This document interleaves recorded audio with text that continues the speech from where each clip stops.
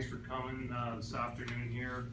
So far the training's been pretty well received. We really haven't done much in fire attack or anything for a long time, most of us.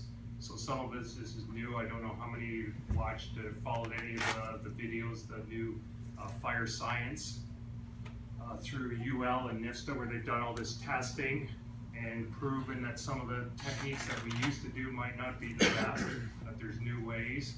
And they did a lot of testing with FDNY in some vacant buildings and proved that some of the stuff we were doing wasn't necessarily probably the best practices. So it's pretty interesting stuff. We're just touching on this. We're not saying that you have to use these techniques and we're going to use them at every call. We're just saying it's another tool in the toolbox. Here's how to do them, and that's what we're going to do, the practical part. So we're going to show you the science and the theory behind it, and then when we go to the tower, we'll let you practice the actual application. But we're not saying we expect you to do it at all the fires. So far, our department now actually speaks about this, and I don't know if you've heard this term, hard from the yard, quick hit, all that. So we actually have two training documents, one for attic fires and one for basement fires. If you haven't seen them, you can review them with your crews, and basically it talks about this, that we're going to do this transitional firefighting. Is a lot of it is a quick hit from outside before we go in and actually put out the fire.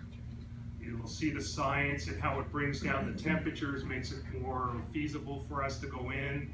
But like I said, we're going to not use it all the time. It's still, it's still used in an offensive way. We're not using it at defense. So the same thing, if there's ever guys inside, we don't want guys putting hose lines in through windows. And it comes back to communication. And that's part of this live training we're doing, because I guess what precipitated some of this training is the chief and I had sat down and we were talking about different stuff that happened at different fires in our command, and even some of the other commands where we go to and get called in. And just sort of things kept reoccurring, certain practices, certain things, and not that it was wrong or not, but maybe we thought there was different ways to do it.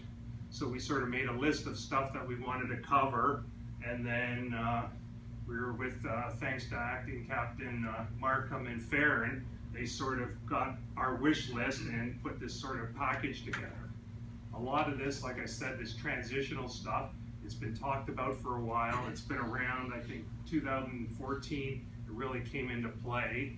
Some departments have embraced it more. These précis have been out, believe it or not, these training notes since 2016, so they've been out 2 years, and a lot of a lot of personnel didn't even know they existed on our department. And they talk about the quick hit, attic fires, basement fires. They actually show in the video the technique for basement fires. They don't show the attic fire one here, but it's quite good. And I know we did have a good attic fire up in 41 district, and after thinking about it, going, this might have worked better than what we did. And we'll talk about flow path. Everyone understand flow path, and we're realizing that when we used to just knock holes and take windows out, that's probably not the best thing now. We're going to talk about vent limited fires. That's in here.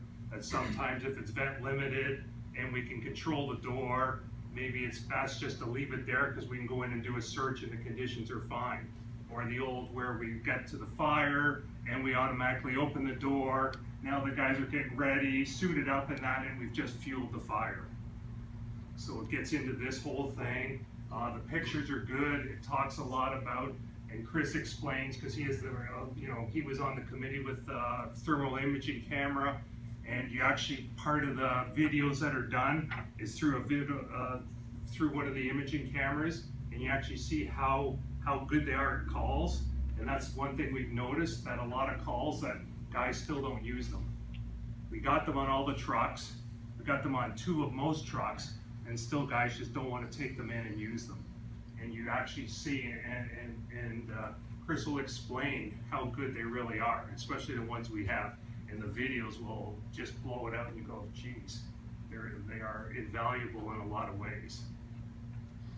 So like I said, we're gonna talk about flow path, limited, door control, is which we're not good at. Like I said, a lot of times we get there, we open the door, take a look, and then we get ready, get our mask on, and we've just fueled the fire, the main thing. So now we're talking about controlling that flow path until we need to open the door. A lot of this stuff, like I said, it's really explained better in the video. You can't just talk about it, and then we're gonna go up to the tower and start doing the application. We'll run everyone through. It's, like I said, I think so far it's gone over good with everyone. Everyone's looking forward to doing some practical. We're not, like Chris had mentioned, we're not gonna do the live fire. There's not gonna be smoke, because if we do smoke, then we have to do the whole red teams and walkthroughs and training division. So this way we can sort of circumvent it. And while you guys are there doing the training, if you see something that you don't like, we're gonna adapt, right? The first few times obviously are gonna be trial and error, but like I said, I think you'll be pretty receptive if you haven't seen some of these videos that they've produced and just how effective some of these new techniques are. So yeah, as of now then, I will turn it over to Acting Captain Markham, and he'll do the presentation.